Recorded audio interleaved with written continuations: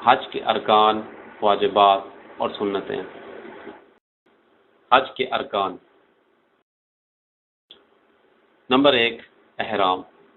رسول اللہ صلی اللہ علیہ وسلم نے فرمایا، تمام اعمال کا دار و مدار نیتوں پر ہے، اور حج آدمی کے لیے وہی ہے جس کی وہ نیت کرے۔ نمبر 2، صفا اور مروہ کے درمیان سعی کرنا، کیونکہ رسول اللہ صلی اللہ علیہ وسلم نے فرمایا، سعی کیا کرو کیونکہ اللہ نے سعی تم پر فرض کر دی ہے۔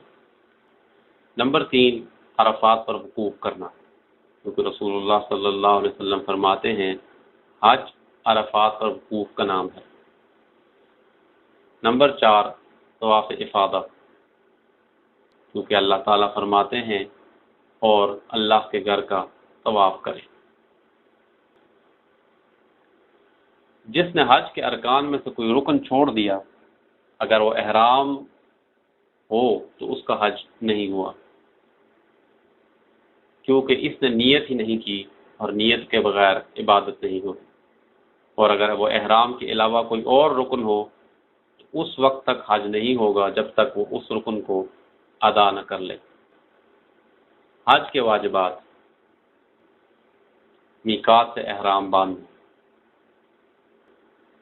حضور صلی اللہ علیہ وسلم نے میقات کا تذکرہ کرنے کے بعد فرمایا، یہ مقامات میقات ہیں ان لوگوں کے لیے جو یہاں رہتے ہیں، اور ان لوگوں کے لیے جو عمرہ اور حج کا ارادہ رکھتے ہوں اور یہاں سے گزرتے ہیں۔ وہ آدمی جو دن کے وقت عرفات جائے، اس پر واجب ہے کہ وہ سورج غروب ہونے تک وہاں وقوف کرے، کیونکہ رسول اللہ صلی اللہ علیہ وسلم نے غروب تک وقوف کیا تھا۔ مزدلفہ میں رات گزارنا، کیونکہ رسول اللہ صلی اللہ علیہ وسلم نے وہاں رات گزاری تھی، اور فرمایا، چاہیے کہ میرا امتی یہاں ٹھہرنے یعنی رات گزارنے کو عبادت سمجھے، بس مجھے پتہ نہیں ہے یا میں نہیں جانتا، ہو سکتا ہے اس سال کے بعد میری ان سے ملاقات نہ ہو۔ اور اس لیے بھی کہ رسول اللہ صلی اللہ علیہ وسلم نے کمزور اور ضعیف مسلمانوں کو آدھی رات کے بعد وہاں سے جانے کی اجازت دے دی تھی۔ بس اس بات پر دلیل ہے کہ مزدلفہ میں رات گزارنا لازم ہے۔ ایام تشریق کی رات مینا میں گزارنا، کیونکہ رسول اللہ صلی اللہ علیہ وسلم سے چرواہوں کو مینا میں رات گزارنے کی رخصت دینا ثابت ہے، اور یہ اس بات پر دلیل ہے کہ مینا میں رات گزارنا واجب ہے۔ شیطان کو کنکریاں مارنا، کیونکہ اللہ تعالیٰ کا ارشاد ہے،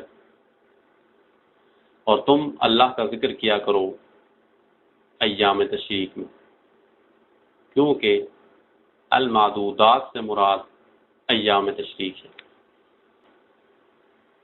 اور شیطان کو کنکریاں مارنا اللہ کے ذکر میں سے ہے، کیونکہ رسول اللہ صلی اللہ علیہ وسلم نے فرمایا کہ بیت اللہ کا طواف، صفا و مروہ کے درمیان سعی، شیطان کو کنکریاں مارنا انسانوں پر لازم کیا گیا ہے اللہ کے ذکر کو قائم رکھنے کے لیے۔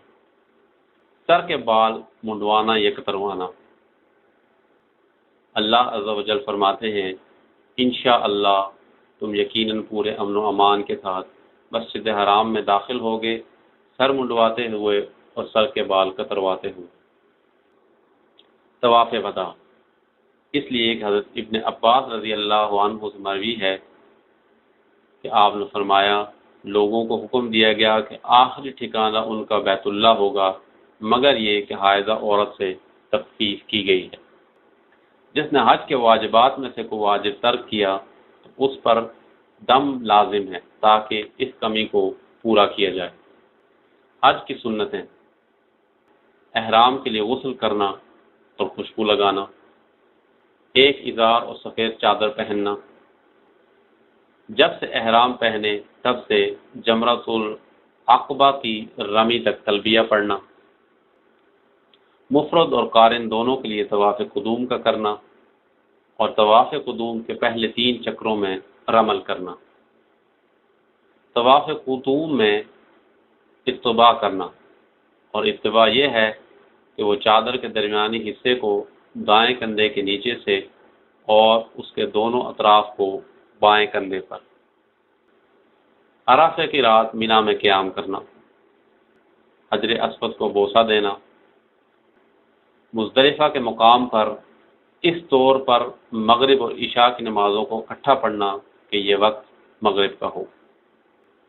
اگر آسانی ہو تو فجر سے اشراق تک مشعر الحرام کے پاس وقوف کرے، وگرنہ مزدلفہ سارے کا سارا ہی قابل وقوف